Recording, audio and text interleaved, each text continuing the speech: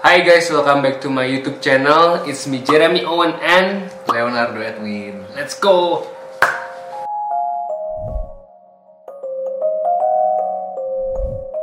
Kali ini kita bakalan ngomongin tentang perbedaan kuliah, nggak kuliah doang sih, tapi secara keseluruhan kehidupan di US. Karena Leo kan kuliah di US dan aku kuliah di Belanda di Eropa. Jadi kita bakalan ngomongin tentang perbedaan Europe versus US gitu ya. Iya, tapi disclaimer ini tuh nggak bisa di Generalize. karena beda-beda dan satu negara tuh gede. Jadi kayak US itu banyak tempat-tempat. Terus juga ini mungkin subjektif karena ini dari pengalaman aku ya. Jadi ya ini aku sharing dari pengalaman aku, Jeremy sharing dari pengalaman dia. Benar. Jadi Gitu. mungkin beda sama orang lain juga nih. Ya, jadi pokoknya ini kita dari sudut pandang kita berdua. Yes. Lo kan udah di US, udah di Europe nih sekarang. Apa yang lu rasa beda banget? Yang gua rasa beda ya itu adalah apa ya? Secara umum kalau di sini tuh orang lebih ramah dalam arti tuh bisa deep talk, bisa ngobrol lebih Langsung dalam. connect gitu. Kalau di US itu lebih ke yang basa-basi. Oke. Jadi yang cuman lu makan apa? Gitu-gitu Iya, aja, iya. cuman bener-bener cuman ngobrol di depan muka doang, habis itu udah selesai, udah gitu. Kalau di sini yang lebih bisa ngobrol sampai dalam, terus bisa kayak sharing pengalaman, itu lebih bisa. Itu yang paling kerasa bedanya. Iya, sosialnya juga gua ngerasa lebih gampang berteman di sini daripada di US sama bule-bule. Oke. Beda sendiri sama aku. Kalau gue ngerasa sendiri itu kebalikannya. Karena gue di Belanda di Eropa, itu kalau misalkan ngobrol sama teman-teman dia basa-basi doang sama orang internasional ya. Mungkin karena kita tinggal di situ kali ya jadinya. Bisa jadi sih. Bisa jadi. Bias jadinya. Soalnya lu kan tinggal di sana dan kita biasanya ketemunya juga sama orang-orang lain. Lu di sini ketemu orang-orang lainnya itu pas lagi traveling jalan-jalan mungkin, jadi kayak lebih merasa dekat. Bisa jadi sih. Bisa jadi. Terus kita sekarang ngomongin tentang perkuliahan dulu deh. Oke, nah disclaimer lagi, kalau gue tuh perkuliahan di US itu di kampus kan, di kampus. Gue di Rome itu juga di kampus gue yang sama, cabang doang. Jadi gue tuh belum pernah yang bener-bener merasakan kampus Eropa gitu loh, ngerti nggak? Iya ngerti. Karena tetap sistemnya, bahasanya semua pakai yang US. Oh, oke. Gitu. Cuman tempatnya doang gue di Eropa. Ya udah, nggak apa-apa kan kita kan emang mau ngomongin tentang US Yes. dan ini. Jadi sekarang lu ambil jurusan bisnis ya? Yes, gue information systems. Business. Oke, bisnis. Terus habis itu kalau aku sendiri aku ngambil Environmental Science for Sustainable Energy and Technology. Jadi kayak Asik. di IPA gitu. Di Belanda sendiri pun beda-beda semua ya sistem pendidikannya. Cuman kalau misalnya di kampus gua kita dibagi 1 tahun ada 4 quarter. Sama Sama gue berarti. juga sistem quarter. Suatu quarter 3 bulan. Belum tentu kayak winter kan agak lebih pendek, summer pendek, summer paling pendek 2 bulan. Oh. Kalau di US. Oh, oke. Nah, itu juga kayaknya. Jadi kalau misalkan di Belanda itu di tempat aku at least itu 10 minggu. Itu udah fix 10 minggu. 10 minggu ya sama, kecuali summer. Kecuali sama. Kalau gua summer 8. Oh. Yeah, Tapi bisa. 10 minggu itu termasuk sama liburan apa belum? Belum kelasnya. Bener-bener nggak ada break di tengah-tengah pun nggak? Ada cuma ya tergantung. Tapi kelasnya itu 10 minggu fix. Iya bener-bener sama berarti. Dan kalau misalkan gua di Belanda masuk kan bulan September awal September 1 udah fix masuk. Terus habis itu setelah 10 minggu ada break. Terus setelah 10 minggu lagi ada break. Sama. Bener ya? Sama. Ya. Dan kalau misalkan summer lu libur berapa lama? Gua paling lama itu summer. Summer itu hampir sebulan, bahkan sebulan. Kalau winter itu 2 minggu, sisanya cuma seminggu. Oh sama ya? Sama ya kurang lebih Sama. Oke. Menarik. Soalnya setahu gua kalau misalkan orang-orang di US di Jerman itu mereka punya setelah exam, biasanya mereka punya sistemnya beda. Mereka setelah exam 6 bulan kalau nggak salah, mereka liburnya 1,5 bulan. Jadi kayak temen gue nih yang di Jerman lagi udah beres ujian dan dia sekarang lagi libur 1,5 bulan gitu. Oh, tapi itu semester ya? Itu semester doang. Nanti summer ada libur lagi, lama lagi gitu. Terus kalau misalkan masalah guru sama teman-teman gimana? Kalau guru itu dosennya itu mencoba untuk buat kelasnya tuh interaktif gitu loh. Jadi nggak sepenuhnya lecture based, jadi nggak cuma dia jelasin terus minta kita catat atau hafalin, tapi gurunya tuh dosennya itu juga kayak nanya pendapat gitu. Jadi lu bisa di cold call. Jadi gimana Jeremy, pendapat lu tentang ini gimana? Sama gimana? Benar. Jadi bener-bener semuanya tuh di encourage, dan participation points itu bukan absen, tapi seberapa banyak lu ngomong di kelas. Kalau gue gitu. Oh gitu. Ya, jadi di US. Untuk kasus gue yang gue alami kayak gitu. Oke. Nah, jadi tetap ada dosen yang ngambil absensi ya, di absen gitu satu-satu. Tapi ada juga yang bener-bener nggak peduli. Lu mau bolos 5 kali, kalau sisanya lu aktif di kelas, lu tetap dapat cepet gitu. Oke. Karena yang dinilai itu adalah aktif di dalam kelasnya itu loh. Iya. Sering bertanya, sering kasih pendapat gitu. Jadi bener-bener di encourage buat kita speak up gitu. Benar. Ya. Sama, aku juga di Belanda kayak gitu. Cuman kalau masalah nilai-nilainya sih nggak terlalu mempengaruhi nilai sih sama keaktifan. Cuman kalau misalkan bisa aktif itu bakalan poin plus banget dan guru-guru pasti bakalan seneng banget gitu lah ya. Tapi gue ada satu hal yang menarik sih. Gue ngerasa di Belanda, nggak tahu ya di luar negeri mungkin dibanding sama di Indonesia ini sekarang bandingkan sama Indonesia nih. Kalau misalkan dulu kita kelas di Indonesia, kita ngomong, kita kasih pendapat, kita nanya dan lain-lain, itu kadang kayak dijudge gak sih sama orang teman-teman dan lu ngerasa gak sih sama guru juga. Dan sekarang jadinya efek ke diri gue sekarang, gue jadi nggak sepede itu buat nanya, gue nggak sepede itu buat berpendapat. Karena mungkin karena dulunya pas di SD dan di SMP SMA kalau misalkan ditanya Pak salah. Iya nih misalkan Pak ini kayak gini bener nggak, terus bilang kamu baca aja sendiri gitu. Kamu baca aja sendiri ini kayak gini terus kalau misalkan di sini ya diulang gitu, diajarin bener-bener. Lu ngerasa sih lu kayak gitu? Iya, bener ya. Bener, tapi gue kasusnya gue beruntung karena dari kecil itu gue udah berani nanya. Di sekolah juga gue bener-bener all out gitu loh. Kalau gue nggak tahu gue nanya, walaupun gurunya kadang, lah kamu tadi nggak dengerin, gue jelasin ini. Gitu. Walaupun kayak gitu tetap gue nanya. Nah akhirnya di US gue makin berani nanya lagi. Tapi memang ada bener itu yang gue rasain juga. Bener-bener di luar negeri kayaknya ya. Iya, kayak di luar negeri semuanya. Semuanya mungkin. Orang itu sangat appreciate ketika lu nanya gitu loh. Jadi walaupun pertanyaan lu bodoh banget, nggak jelas banget. Iya, walaupun pertanyaannya kayak simple banget, atau cuman sekedar minta ulang jelasin atau tanya arti katanya, itu benar-benar orang tuh appreciate banget. Oh, thank you for the question gitu. Bener. Oke, itu udah tentang perkuliahan. Gue ada pertanyaan deh. Nah, gue pernah buat story. Gue masuk ke kelas. Ini udah hampir mulai, tapi belum telat ya. Gue masuk kelas, gue video ini masuk kelas kan dari buka pintu masuk ke kelas. Itu kebetulan pintunya di belakang. Jadi menghadap ke kelas gini. Nah, gue story ini gue buka pintu kan ada bunyi tuh. Pintunya tutup bunyi kan. Itu nggak ada yang noleh satupun ke gue. Terus gue masukin itu ke story, banyak tuh yang reply yang kuliah di Indonesia. Kalau itu di Indonesia gue udah diliatin satu kelas, bahkan dosen juga liatin gue. Ini kasusnya nggak telat loh ya. Kalau telat ya diliatin kan wajar kan. Maksudnya, loh ini siapa yang telat gitu. Tapi ini gue nggak telat gitu. Ya pas hampir sebelum telat. Iya. Kalau misalkan gue di Belanda itu diliatin, kalau misalkan telat, mungkin kalau udah telat kan biasanya pada diem semua kan. Guru udah jelasin, sorry. Bahkan telat pun nggak diliatin, maksud gue gitu. Telat juga nggak ada. Kalau gue di Belanda di kampus gue ya, mungkin diliatin kayak beberapa orang doang, kayak cuman yang kayak ke distract, yang kedengeran suaranya bla bla bla kayak yang diliatin doang. Tapi kalau misalkan yang lain-lain nggak peduli, walaupun diliatin juga ya udah nggak masalah gitu, kita jalan-jalan aja. Tapi kalau misalkan di Indonesia gue ngerti sih, pasti kayak beneran kayak diliatin dan mungkin dimarahin gitu. Apalagi yang pintunya tuh di depan, yang menghadap ke satu kelas, itu pasti udah dilihat. Iya bener banget. Tapi kalau misalkan lu telat di US di mana nih? Enggak. Sama, gue juga enggak. Kalau misalkan kita benar-benar telat setengah gitu di mana nih? Enggak. Bahkan cabut juga cabut aja. Sama, beneran. Iya sama. Beneran aneh banget. Ini salah satu culture shock gue. Culture shock juga. Kita lagi belajar kelompok nih. Terus tiba-tiba ada guru kan yang bimbing tutor gitu. Terus habis itu kita lagi ngobrol-ngobrol, udah bahas-bahas. Terus tiba-tiba dia bilang, gue mau pulang dulu karena gue harus catch kereta yang ini. Kalau enggak gue pulangnya setengah jam lagi atau 1 jam lagi gitu.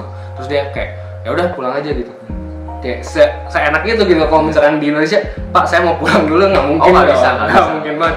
Bahkan kalau lu juga dong di sana manggil guru langsung nama ya. Nama ya. Bener ya. Nama pertama langsung bener. Kalau di Indo culture shock banget sih. Budi sini. Nggak mungkin banget. Dan terus habis itu apa? Kalau misalkan party dan lain-lain, social life itu di US kayak gimana? Party culture-nya US kuat banget. Apalagi pas lagi ada game. Jadi game itu biasa kalau misalnya game itu maksudnya match ya. Kalau misalnya ada kampus, misalnya football nih atau basket, misalnya Yuda lawan siapa gitu. Itu sebelum game itu mulai kan selalu sore kan. dari pagi sampai siang sampai sebelum mulai itu pada party. Bener-bener gue tinggal di fraternity sama sorority houses. Itu rame minta ampun, bener-bener orang pada party ya. Bahkan gue bisa masuk aja gitu. Ya, benar. Bisa ambil bir, bisa ambil apa, minum-minum semua. Bahkan ganja juga legal gitu kan. Itu pada bener-bener ramenya banget. Nah habis party itu orang ke gamenya bareng-bareng. Biasanya gitu. Oke. Kalau misalkan di Belanda party juga kencang banget. Kayaknya hampir dari semua di luar negeri, Eropa dan Amerika mungkin ya. Itu party juga kencang banget, dan bahkan nih misalkan kita lagi ngadain house party. Misalkan gue punya rumah, terus gue invite 10 orang, terus 10 orangnya bilang gue boleh invite ini enggak, 3 orang nama-nama lagi.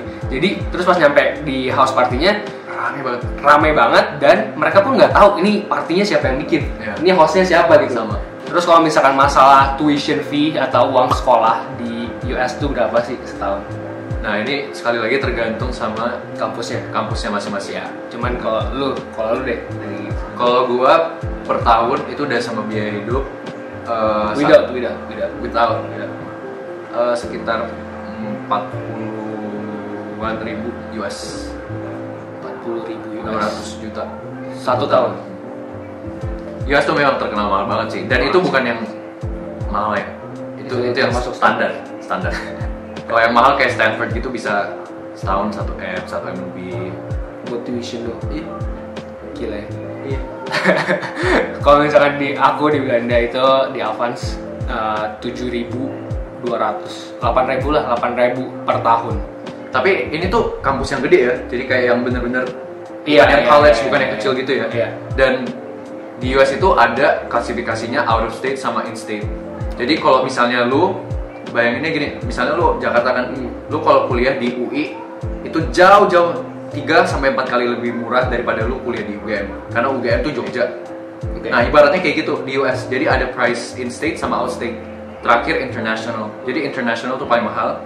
Kalau lu in state nih, lu kuliah di UI cuman bayar 5 juta, lu ke UGM atau ke Udayana di Bali itu out of state kan, tuh lu bisa bayar 30 juta gitu. Kayak gitu, jadi berkali-kali lipat. Oke. Kalau misalkan gua itu buat internasional itu 8.000, kira-kira 8.000 euro. Balik lagi ke masalah sistem kalau misalnya di Belanda itu, di Jerman juga setahu gua, mereka ada 2 tipe universitas. Universitas pertama itu yang research, mungkin kayak yang lu mungkin universitas research, dan ada universitas praktek yang namanya applied sciences. Gua itu universitas applied sciences, yang itu adalah praktek. Jadi komposisinya kurang lebih, kalau research lebih banyak researchnya kayak 60-40%. 60% research, 40% praktek. Tapi kalau misalnya applied sciences itu kebalikannya. Kalau misalkan di Indonesia itu yang applied sciences itu kurang lebih mirip sama politeknik. Tahu sih? Oh, gue baru tahu. Itu mirip sama kayak politeknik. Dan biasanya kalau misalkan di Indonesia politeknik setahu gue nggak dapat sarjana kan? Nggak dapat kan. Tapi kalau misalkan di Belanda, di Eropa, di Jerman tuh dapat satu. Dapat sarjana. Kalau di US itu sama kayak di Indonesia, private sama public. Jadi swasta sama negeri kayak gitu. Terus kalau yang mirip politeknik, ibaratnya kalau diibaratin politeknik Indonesia, US itu college. Gitu, jadi college, enggak, sebenarnya bukan college, community college. Oh, itu beda. Itu politeknik versi US. Oke. Nah, jadi itu lulus D3 tuh. Sama. Menarik. Nah, ya gitu sih, berarti beda. Kayak aku itu dari lulus SMA ke community college dulu. 2 tahun dapat associates, dapat D3. Tambah lagi 2 tahun ke uni. Jadi sekarang ini di uni yang gede, yang bener-bener mau itu research base, mau itu praktek base, itu ada semuanya gitu. Dulu lo community college harganya berapa tuition? Setahun 13.000. By the way, yang dia ngomong itu 13.000 itu USD. Kalau misalkan aku yang ngomong itu euro. 13.000, 8.000. Ya oke lah. Berarti comparable lah. Terus habis itu kalau misalkan ngomongin tentang biaya hidup, living expense-nya berapa? Makan itu di US mahal, apalagi ada tipping culture ya. Jadi kita satu porsi itu belasan dolar. Itu udah fix. Jadi minimal 14 sampai 20-an itu ada. Tapi paling murah 14-an. Nah, tapi kalau kayak Chipotle itu kayak warteg. Jadi lu pilih itu paling murah tuh. Bisa $8, $9 gitu, close to 10. Tapi in general satu porsi ya sekitar belasan, 15, 16. Normalnya ya sama sih. Kalau misalkan di Belanda juga dia sekitar 10-an euro, 12 euro, 13 euro. Tapi kalau misalkan mau yang murah ada 8 euro, 7 euro itu ada juga gitu loh. Cuman kalau misalkan normal tuh bisa 15 euro lah gitu. Tapi porsinya gede kalau di US. Gede banget, bisa 2 kali makan. Tapi kalau misalkan lu dibandingin di Rome Sekali makan. Harganya sama. Sekali makan doang. Kecil banget bahkan. Spaghetti ya harganya 15 euro. Oke. Cuman kecil banget gitu. Tapi kalau misalnya secara in total lu per bulan ngabisin berapa sih buat kos, belanja? Gue hemat banget loh. Gue dibandingin sama teman-teman gue, apartemen gue itu murah banget, 750. Itu tuh murah banget loh di US, beneran. 750. Iya. Soalnya di dekat banget sama kampus gue, tinggal jalan. Itu murah banget. Terus buat biaya hidup lain-lain semua ya, 1000-an lah. Udah sama yang ini ya, sama yang 750 ya. 1000 USD per bulan. Ya. Murah banget ya. Udah sama 750 ini. Itu karena soalnya gue masak. Lo hemat ya? Gue hemat banget. Ini berarti harga hemat. Iya, terus gue juga naik sepeda kan, jadi sepeda sama jalan kaki. Terus gue jarang belanja juga jadi segitu. Oke, 1000 USD. Terus 1100 tuh. 1100 USD. Oke. Terus kalau misalkan ininya harga normalnya standar teman-teman lu lihat di teman-teman lu kira-kira berapa? Teman gue tuh bervariasi, ada yang kayak apartemennya 1500. Dari apartemennya doang. Iya, apartemen doang 1500, ada yang 2000 ke atas gitu. Jadi ya mungkin 1500, 1500 ke atas. Gue bener-bener hemat banget soalnya. Oke. Bener-bener cut semua yang gue nggak butuh gitu loh. Ngerti. Kalau misalkan gue juga hemat, tapi buat rumah kos itu 515 euro per bulan. Itu udah included everything, gas, water, electricity udah termasuk. Itu 515 euro. Terus kalau misalkan makan dan lain-lain gue juga masak. Terus kalau misalkan makan keluar juga jarang juga. Jadi total expense bisa banget sekitar 800-700 euro. Itu satu bulan. Tapi kalau misalkan mau normalnya, orang-orang tuh biasa makan sehari-hari, living expense. Wah, kalau makan jajan mahal sih. Iya, mahal banget.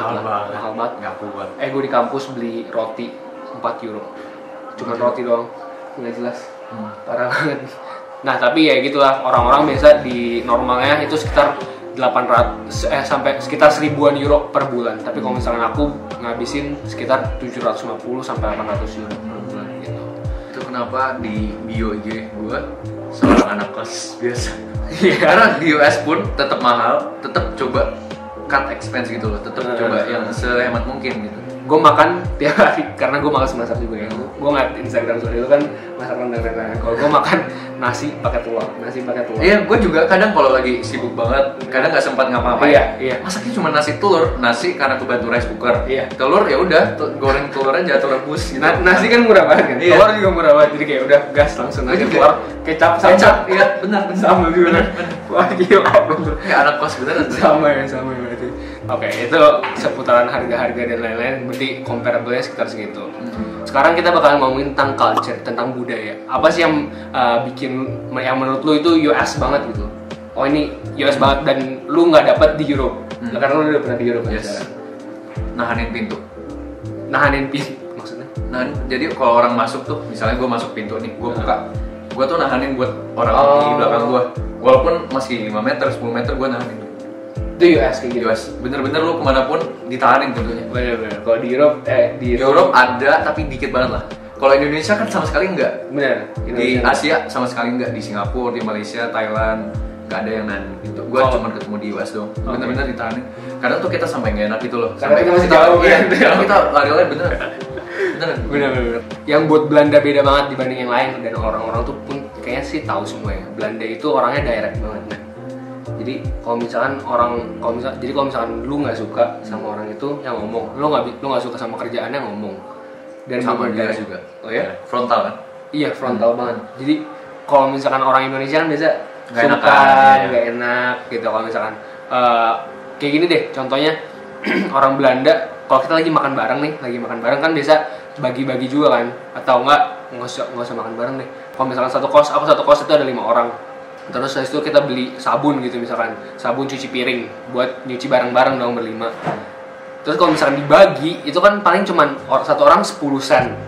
Itu mereka tetap minta gitu loh. Sama nggak sih dia tuh? Walaupun 10 sen juga. Ya begitulah ya, kalau misalkan orang itu kan kayak masa gue minta 10 sen aja minta sih. Ya nggak sih orang-orang gitu. Ya itu sih, itu direct banget. Dan gue pernah kayak ngerasa mereka itu sedirect itu jadi kayak nggak enak. Itu harus adaptasi juga sih, culture shock juga sih. Jadi nggak enak, nggak ngerasa baper gitu loh. Lu pernah nggak sih ngerasa baper kalau misalkan ditontonin? Contohnya apa? Contohnya ditegur. Kayak esai gue pernah revisi gitu esai. Terus dibilang kayak ini kayaknya jelek deh. Kayak dia tuh nggak ada maksud jelekin gitu. Maksudnya ya bagian ini kamu kurang eksplisit, kamu nggak jelasin deskriptif gitu. Kayaknya kamu tambahin deh more info. Dikasih caranya. Ini mungkin bisa kamu tambahin. Tapi kadang mungkin gara-gara bawa gitu udah nggak enakan, udah yang aku nggak pernah difrontalin segini gitu. Jadi kayak aduh kok ini ya sakit hati. Tapi sebenarnya nggak ada tujuan buat nyakitin gitu loh. Dan mereka pun kalau misalkan udah frontal kayak gitu ya udah mereka stay buat masalah tentang masalah itu doang. Iya. Gitu. Setelah itu dibawa. Iya, dari bawah. Benar. Nggak diungkit-ungkit lagi. Iya, benar. Kayak gitu banget sih berarti. Oke lah, sama. Jadi karena lu sekarang kan udah cobain di US, udah cobain di Europe, di Rome, Italy. Terus menurut lu lebih suka yang mana nih? Gue tetap suka doi. Hey, if you're watching this. Waduh. Siapa tuh? Orang tua. Kita juga sebenarnya sama-sama LDR ya. Gue LDR juga sama bubur, sama soto, bakso, nasi padang. Kalau gue LDR sama Erika kan. Kalau lu sama makanan iya. Oke. Lanjut yang benar serius. Nih misalkan orang-orang di sini audiens kan pada nonton ya. Lu bakalan rekomendasi mereka kemana? Sebenarnya nggak ada yang perfect sih. Jadi kayak of course. Gue mau bilang US itu pun nggak bagus-bagus amat, nggak jelek-jelek amat gitu loh. Di Eropa juga sama, ada plus minus lah masing-masing. Of course. Cuman kalau gue disuruh pilih, gue bakal pilih kayaknya US. Tetap US. Kayaknya. Oke. Susah sih buat milih soalnya ya itu tadi ada positif negatifnya tuh sama-sama kuat gitu loh. Ya gue pilih US karena pertama buat kerja itu kayaknya lebih enak. Work culture-nya lebih appreciative gitu. Terus juga salary-nya lebih gede. Oke. Cuman nggak tahu kalau di Swiss kayaknya gede banget ya. Swiss gede banget sih, beda lagi. Terus juga internet untuk teknologi lebih maju US. Bener. Terus juga nature-nya gue sama lebih suka US. Lebih suka US? Ya, tapi kalau on the flip side, gue juga suka Eropa. Gue suka sejarahnya, gue suka bisa travelingnya itu. Terus juga lebih murah in some cases. Oke. Terus socialnya gue lebih suka di sini. Ya. Oke. Jadi ada plus minus masing-masing sih. Tapi tetap lebih prefer US. Ya, kalau gue disuruh pilih tinggal di mana, gue tetap Indonesia. Udah sama. Indonesia banget men. Ya kita cuma numpang tinggal di negara orang lah, belajar banyak, kerja, dapat pengalaman ya kan. Balik ke Indonesia ya kita bangunlah negara. Emang tujuan kita gitu nggak sih? Kita keluar negeri buat menimba ilmu dan diaplikasinya ke negara tercinta. Ya harapannya sih gitu. Ya. Ya hati ini tetap Indonesia. Benar. Kalau lu gimana? Kalau gue nggak pernah di US dong. Oh iya. Jadi ya menurut gue sekarang di Belanda oke, tapi lebih enak di Indo. Cuman karena gue mau tambahin tadi, lu ngerasa nggak sih sama? Kalau gue ngerasa sampai sekarang itu walaupun udah tinggal 1,5 tahun hampir 2 tahun di Belanda di luar Indonesia, tapi masih ngerasa di luar negeri itu kayak ini bukan rumah gue gitu. Iya. Masih ngerasa gitu ya. We're not belong here gitu. Iya. Tapi pasti ada teman-teman Indonesia lu di US yang ngerasa kayak, oh gue udah adaptasi banget, gue udah bisa banget di sini. Bahkan ada yang kayak, oh this is where I see myself living in the next 10 years bro gitu. Tapi kalau misalkan gue sih masih ngerasa kayak aduh kok I belong to Indonesia. Iya. Benar. ya gitulah. Karena ada Erika guys, dia mah. Karena ada bakso, karena ada nasi padang. Cuman ya, oke lah, itu seputar informasi tentang US dan Europe. Dan kalau misalnya kalian nonton, kalian bisa nimbang-nimbang sendiri, kalian bisa ngerti sendiri, banyak pengetahuan juga kan dari yang kita omongin tadi gitu loh. So, itu dia video kita kali ini. Sekali lagi, ini nggak ada bermaksud banding-bandingin, tapi ini cuman kita kasih sharing dari pengalaman kita sendiri, dari pengalaman Leo gitu. Semuanya ada plus minus, jadi ya kalian research sendiri. Semuanya sekarang udah bisa diakses di internet, kalian bisa cari pengalaman orang lain, bisa cari info-info lebih lanjut. Ini paling tambahan dari kita aja gitu. Bener, dari pengalaman yang udah kita lewatin. Jadi buat kalian yang mau cari kuliah di mana, kalian yang kenal diri kalian sendiri, kalian yang lebih tahu, kalian lebih cocok ke yang sini apa yang ke sini gitu. Iya, karena kan beda-beda juga. Kalau misalkan di US terkenalnya sama ini, di Europe terkenalnya ini gitu. Iya. So, ya keputusan ada di tangan kalian ya. Benar. Jadi guys, ngomongin tentang Belanda, di Belanda itu ada terkenal banget namanya botol doper. Kayak gini, kayak yang aku punya. Namanya doper, ini tuh kayak Tupperware di Belanda bro. Dan aku mau kasih ini buat dia sebagai kenangan. Thank you so much bro. Dan ini juga, lo kalau misalnya bisa lihat di sini, against single use plastic, of course karena botol. Terus dia juga the best bottle range on the planet. Terus karena dia lawan plastic pollution juga.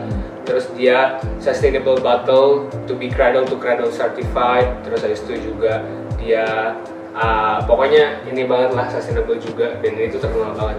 Dan uniknya itu, ini tuh botol kan. Terus habis itu kalau misalnya lu buka di sini, ini jadi gelas nih. Karena orang di Belanda itu suka minum-minum kan. Dia suka kayak gini, jadi kopi dan lain-lain, bisa diminum teh gitu. Terus habis itu kalau misalnya lu buka yang paling atas, botol biasa gitu. Di US juga ada sih. Bukan, namanya hydro flask. Itu botol US, botol US banget. Kayak kalau ini bener semua orang pakai sama. Ini juga di Belanda kayak gitu. Ya oke, thank you ya. Thank you bro. Thank you banget, mantap. Itu dia lah dari kita video kita kali ini. So that's all for this video. Thank you guys for watching. Semoga kalian suka dan enjoy. Dadah, see you.